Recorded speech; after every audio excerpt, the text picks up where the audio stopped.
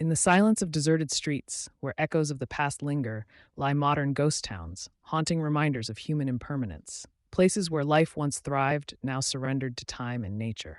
Our first stop, Centralia, Pennsylvania. Once a bustling mining town, now a smoldering ghost. What happened here? In 1962, a seemingly ordinary trash fire ignited an abandoned coal mine. Unbeknownst to residents, this small blaze was a gateway to an underground inferno. For decades, the fire has burned and to this day continues to burn, turning Centralia into a wasteland. Toxic gases forced nearly all residents to evacuate, leaving behind a ghost of their former lives.